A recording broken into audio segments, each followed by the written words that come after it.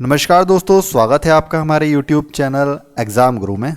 दोस्तों, आज मैं आपके लिए बहुत ही महत्वपूर्ण सीरीज़ लेकर आया हूँ, रेलवे एनसीईआरटी सीरीज़, जिसके अंतर्गत मैं आपको बता दूं कि मैं टोटल आपको 3000 क्वेश्चन कंप्लीट कराऊंगा, 3000 top most important MCQ complete कराऊंगा। और आपको ये भी बता दूं, इस सीरीज़ के टोटल 100 वीडियो आएंगे और हर वीडियो में लगभग 30 क्वेश्चन मैं आपको कंप्लीट कराऊंगा। इस सीरीज के अंतर्गत मैंने सभी सब्जेक्ट्स जैसे history, polity, geography, sports, economy, physics, chemistry, biology, सभी सब्जेक्ट्स के क्वेश्चन लिए हैं जो कि एनसीईआरटी की बुक्स से लिए गए हैं। और आपकी रेलवे की आने वाली परीक्षाएं जो एनटीपीसी और ग्रुप डी का एग्जाम होने वाला है, उसके लिए सीरीज बहुत ही इंपॉर्टेंट है। इसलिए आप इस सीरीज का एक भी वीडियो मिस मत कीजिए, सभी वीडियो देखिएगा।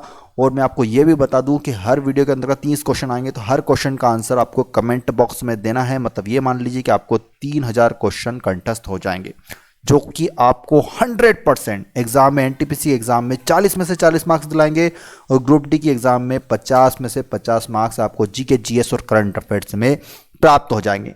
तो चलिए, आज का हमारे पहले नंबर का वीडियो है, तो इसको शुरू करते हैं। वीडियो शुरू करने से पहले आपका एक और डाउट है कि इसकी पीडीएफ आपको कैसे प्राप्त होगी। दोस्तों, तो मैं आपको बता दूं, इसकी पीडीएफ कैसे प्राप्त होगी इस वीडियो के अंतर्गत मैं आपको यह भी बताऊंगा किस प्रकार मिलेगी पीडीएफ। तो चलिए, आज का हमारा पहला नंबर का वीडियो शुरू करते हैं। वीडियो शुरू करने से पहले आपसे यह कहना चाहते हैं कि प्लीज इस वीडियो को एक लाइक कीजिए। जितने ज्यादा लाइक आएंगे उतना ही आपको बेनिफिट मिलेगा, क्योंकि आपके लिए भविष्य में इस तरह की सीरीज आती रहेंगी। और इस वीडियो को शेयर करना अपने दोस्तों के साथ बिल्कुल ना भूलें।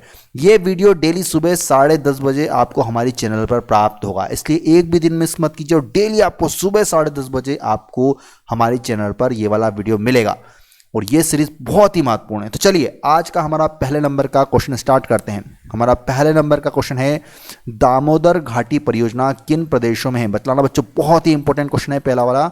दामोदर घाटी परियोजना किन प्रदेशों में है? तो देखिए, इसका सही उत्तर होगा, हर क्वेश्चन का कमेंट बॉक्स में आपको आंसर देना है। अगर नहीं पता है तो जब मैं बताऊं तब लिखिए, वीडियो पॉज करके लिखिए। तो देखिए, इसका सही उत्तर होगा option number B, right answer, Jharkhand और पश्चिम बंगाल में।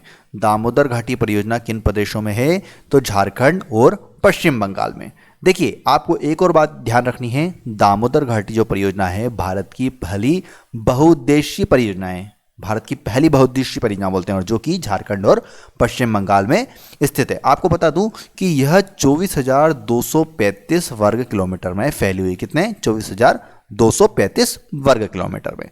चलिए, अगले क्वेश्चन की ओर चलते हैं। नेक्स्ट क्वेश्चन देखिए स्क्रीन पर, PRIA मतलब प्रिया सॉफ्ट किससे संबंधित है? देखिए, नाम से स्पष्ट है कि एक सॉफ्टवेयर है जिसका नाम PRIA प्रिया है।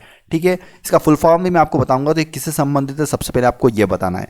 तो नोट करिए, जो प्रिया सॉफ्ट है यह पंचायती राज संस्थान से संबंधित सॉफ्टवेयर है। अब इसको बनाया किसने है? तो इसको बनाया है NIC ने, नेशनल इंफॉर्मेटिक्स सेंटर के द्वारा बनाया गया है, जो कि भारत में सभी सॉफ्टवेयर को बनाने के लिए जिम्मेदार होता है। आपको फुल फॉर्म बता देता हूं प्रिया सॉफ्ट का, पंचायती राज संस्थान लेखा सॉफ्टवेयर। क्या बोलते हैं इसको? पंचायती राज संस्थान लेखा सॉफ्टवेयर। मतलब ये अकाउंटिंग से संबंधित सॉफ्टवेयर होता है, जिसमें पंचायती राज वाले अपने अकाउंटिंग का पूरा काम करते हैं। चलिए, अगले क्वेश्चन की ओर चलते हैं। नेक्स्ट क्वेश्चन देखिए स्क्रीन पर, इकोलॉजी शब्द किसने प्रतिपादित किया था? बच्चों बताना, बहुत ही महत्वपूर्ण प्रश्न है। इकोलॉजी शब्द किसने प्रतिपादित किया था? तो याद रखिएगा, इकोलॉजी शब्द प्रतिपादित किया था अर्नेस्ट हैकल ने। किसके द्वारा प्रतिपादित किया गया था? अर्नेस्ट हैकल के द्वारा प्रतिपादित किया था। अब इसमें होता क्या है? तो इसमें क्या होता है, अध्ययन किया जाता है पर्यावरण का, पारिस्थितिकी का अध्ययन किया जाता है इस शाखा के अंतर्गत।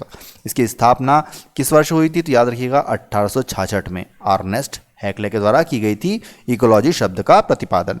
चलिए, अगले प्रश्न की ओर चलते हैं। नेक्स्ट क्वेश्चन देखिएगा स्क्रीन पर, आवृत्ति बीजी पौधों के बीच में होता है। बच्चों बताना, आवृत्ति बीजी पौधों के बीच में इनमें से क्या होता है? तो देखिए, आवृत्ति बीजी पौधों के बीच में होता है सुप्त एम्ब्रियो। ऑप्शन नंबर डी इस क्वेश्चन का बिल्कुल सही उत्तर जाए। कमेंट बॉक्स में लिख लीजिए, क्या होता है? सुप्त एम्ब्रियो होता है। एक और क्वेश्चन एग्जाम में बनता है, तने का विकास किससे होता है? तो याद रखिएगा, तने का विकास होता है प्ल्यूमुल। प्ल्यूमुल आपने नाम सुना होगा, बायोलॉजी का एक टर्म है प्ल्यूमुल, उससे तने का विकास होता है, तने के विकास के लिए जिम्मेदार होता है। और बात की जाए रेडिकल की, तो रेडिकल होता है रूट के विकास के लिए। रेडिकल किसके लिए होता है? रूट, जो जड़ होती है उनके विकास के लिए जिम्मेदार होता है। और जो प्ल्यूमूल होता है वो तने के विकास के लिए जिम्मेदार होता है। ठीक है, चलिए अगले प्रश्न की ओर चलते हैं। नेक्स्ट क्वेश्चन देखिए स्क्रीन पर, निम्नलिखित में से कौन सा भारत में सबसे प्रचुर मात्रा में मानव संसाधन है, बताएंगे। बहुत महत्वपूर्ण प्रश्न।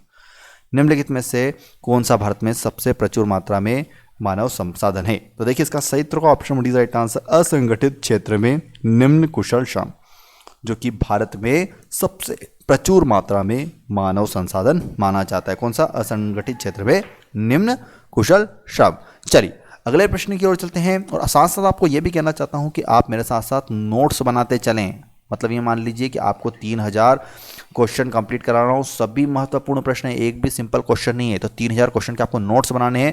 अगर जो बच्चा नोट्स नहीं बना पा रहा है तो मैं ये कहना चाहता हूँ कि ये जितने 100 वीडियो आएंगे और हर वीडियो में 30 क्वेश्चन करा रहा हूँ, तो आपको ये मान लीजिए कि 3000 कमेंट करना है। मतलब हर वीडियो में आपको 30-30 कमेंट करना है। अगर आंसर पता हो या ना पता हो, फिर भी आपको हर क्वेश्चन का आंसर कमेंट बॉक्स में लिखना है, जिससे आपका रिविजन हो जाएगा।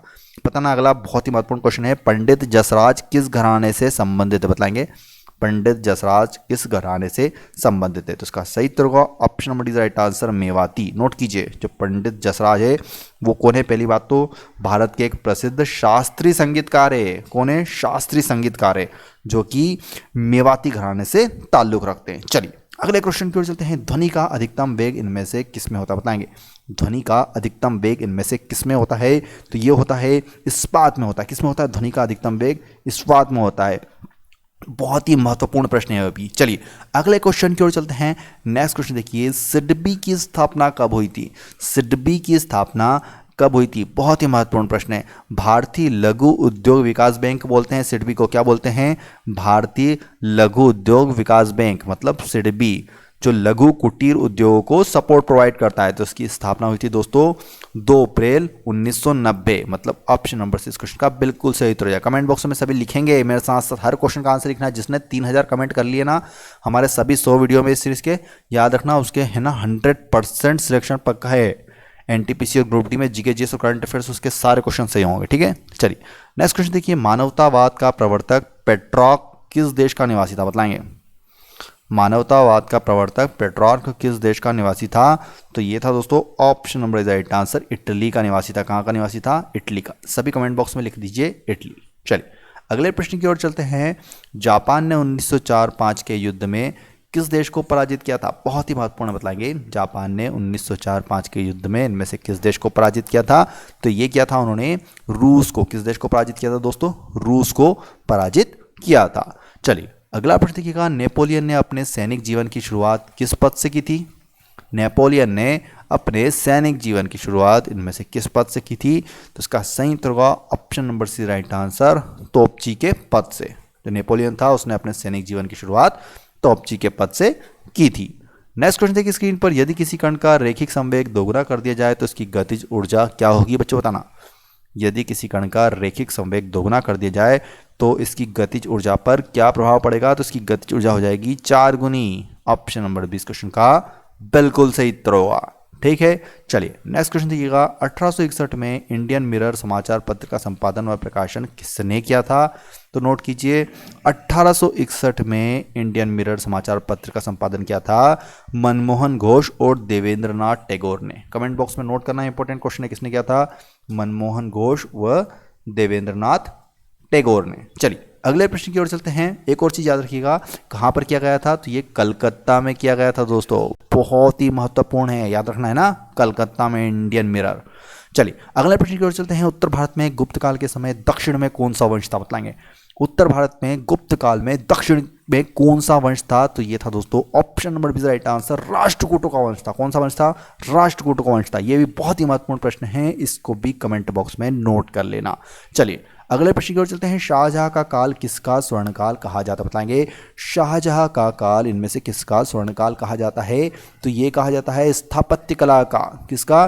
स्थापत्य कला का। देखिए शाहजहां के काल में बहुत अनेक सुंदर सुंदर इमारतें बनाई गई थी। जैसे आपको पता होगा, एक ताजमहल बना था जो कि आगरा में है, लाल किला बना था जो कि दिल्ली में, और जामा मस्जिद बनी थी जो कि दिल्ली में ही है। ठीक है, ये सभी शाहजहां के काल में बनाई गई थी, बहुत ही महत्वपूर्ण है। ठीक है, ये स्थापत्य कला से संबंधित है।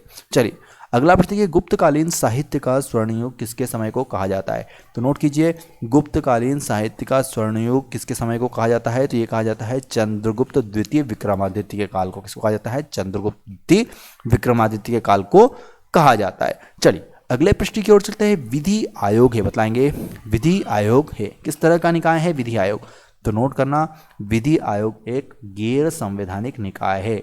विधि आयोग भारतीय सरकार द्वारा बनाया गया कार्यकारी निकाय है। ऑप्शन नंबर डी इस क्वेश्चन का सही उत्तर हो जाएगा। चलिए अगले प्रश्न की ओर चलते हैं। नेक्स्ट क्वेश्चन देखिए, दर्पण बनाने में निम्नलिखित में से किससे उपयोग में लाया जाता है बच्चों? तो देखिए दर्पण बनाने के लिए प्रयोग में लाया जाता है सिल्वर नाइट्रेट, मतलब ऑप्शन नंबर इस क्वेश्चन का बिल्कुल सही उत्तर है। कमेंट बॉक्स में नोट करना, सिल्वर नाइट्रेट किसके लिए प्रयोग किया जाता है? दर्पण बनाने के लिए।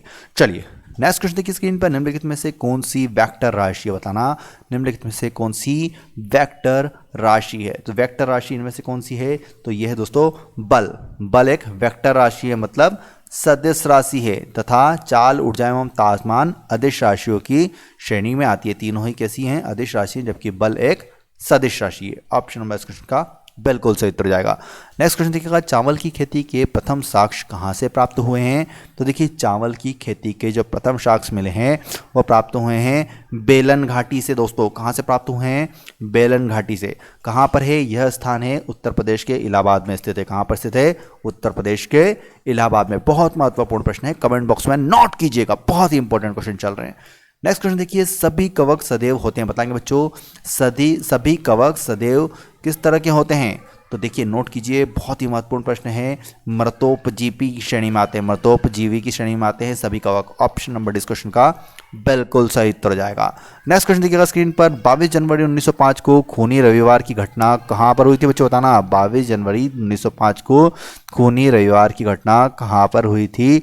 तो ये हुई थी दोस्तों option number C right answer, Saint Petersburg में। कहाँ पर हुई थी? सेंट पीटर्सबर्ग में 22 जनवरी 1905 को खूनी रविवार की घटना मानी जाती है। नेक्स्ट क्वेश्चन देखिए, बॉम्बे प्रेसिडेंसी में कितने जिले थे? बताना, बॉम्बे प्रेसिडेंसी में कितने जिले थे? देखिए इसका सही तो दोस्तों option number is right answer 26। Bombay presidency में कितने जिले थे? 26 जिले थे। आपको एक और चीज़ बता दूं कि 11 मई 1616 को ब्रिटेन के जो सम्राट थे चार्ल्स प्रथम द्वारा बॉम्बे को ईस्ट इंडिया कंपनी को लीज पर दिए जाने के बाद ही बॉम्बे प्रेसिडेंसी अस्तित्व में आई थी। कब आई थी? जब लीज पे दे दिया गया था बॉम्बे को ईस्ट इंडिया कंपनी को, उसके बाद ही बॉम्बे प्रेसिडेंसी अस्तित्व में आई थी। कब आई थी? 11 मई 1616 को। ठीक है, चलिए अगले प्रश्न की ओर चलते हैं। नेक्स्ट क्वेश्चन देखिए स्क्रीन पर, एमरिगो वेस्पुची अमेरिका कब पहुंचा था? बताना, एमरिगो वेस्पुची अमेरिका कब पहुंचा था? बहुत ही महत्वपूर्ण प्रश्न है, तो इसका सही उत्तर होगा option number D right answer, 1501 ईस्वी में पहुंचा था एमरिगो वेस्पुची। कब पहुंचा था? 1501। ऑप्शन नंबर इस क्वेश्चन का बिल्कुल सही उत्तर जाएगा। ठीक है, चलिए अगले प्रश्न की ओर चलते हैं। डायनासोरों का सुनहरा काल किस महाकल्प को कहा जाता है? बताएंगे, डायनासोरों का सुनहरा काल किस महाकल्प को कहा जाता है? तो ये कहा जाता है मीसोजोइक काल को। किसको कहा जाता है? मीसोजोइक काल को कहा जाता है। इस काल को रेप्टाइल एरा के नाम से भी जाना जाता है बच्चों। किस नाम से जाना जाता है? रेप्टाइल एरा के नाम से भी जाना जाता है। चलिए अगला प्रश्न देखिए, पेरिस की प्रथम संधि द्वारा फ्रांस की सीमाओं का निर्धारण कब हुआ था? तो याद रखना, पेरिस की प्रथम संधि द्वारा फ्रांस की सीमाओं का निर्धारण हुआ था 1792 में। कमेंट बॉक्स में नोट करो, बहुत ही महत्वपूर्ण प्रश्न है। 1792 में हुआ था। ऑप्शन नंबर इस क्वेश्चन का बिल्कुल सही उत्तर हो जाएगा। चलिए अगला प्रश्न देखिए, सांची स्तूप किस काल में बना? बतलाना बच्चों, सांची का स्तूप इनमें से किस काल में बना था? तो नोट करना, यह बना था शुंग काल में।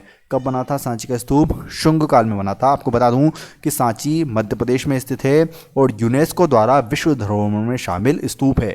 यूनेस्को द्वारा इसे विश्व धरोहरों में शामिल किया गया है। बहुत ही महत्वपूर्ण प्रश्न, याद रखना, शंगु काल। ठीक है, चलिए अगला प्रश्न देखिए, मौर्य काल में संहर्ता का क्या कार्य था? तो देखिए मौर्य काल में संहर्ता का कार्य था राजस्व वसूली। क्या कार्य था? राजस्व वसूली। ऑप्शन नंबर क्वेश्चन का बिल्कुल सही उत्तर हो जाएगा। नेक्स्ट क्वेश्चन देखिएगा, सुंदरवन निम्नलिखित में से किस प्रकार के वन का उत्तम उदाहरण है? बताएंगे, सुंदरवन निम्नलिखित में से किस प्रकार के वन का उत्तम उदाहरण है? तो इसका सही उत्तर दोस्तों option number C right answer, Zuari वन। किसका है? ज्वारी वन का। आपको बता दूं कि ज्वारी वन गंगा, महानदी, गोदावरी और कृष्णा नदी के डेल्टा में स्थित। आपको पता है ना ये बात कि जो ज्वारी वन है वो कहाँ कहाँ पर है? गंगा, महानदी, गोदावरी और कृष्णा नदी के डेल्टा में स्थित है। इन वनों में मैंग्रोव वन पाए जाते हैं। कौन से पाए जाते हैं? मैंग्रोव। बहुत ही महत्वपूर्ण है। चलिए अगला प्रश्न देखिए, आंख के लेंस के धुंधला हो जाने को क्या कहते हैं? बताएंगे। आंख के लेंस के धुंधला हो जाने को क्या कहते हैं? तो इसका सही उत्तर होगा option number D right answer, मोतियाबिंद कहा जाता है। क्या कहा जाता है इसको? मोतियाबिंद कहा जाता है दोस्तों। तो दोस्तों अब कुछ महत्वपूर्ण बात आपको बताऊंगा कि ये जो 3000 क्वेश्चन है, पहले नंबर का आज वीडियो कंप्लीट हो चुका है। जो हमारा रेलवे एनसीईआरटी सीरीज चल रही है, इसके टोटल 100 वीडियो आएंगे। सभी वीडियो की प्लेलिस्ट बनाएगी, यहाँ पर ऊपर आई के बटन पे भी जोड़ दूंगा मैं, और नीचे डिस्क्रिप्शन बॉक्स में भी प्लेलिस्ट रख दूंगा। हर वीडियो में आपको वहीं मिलेगी।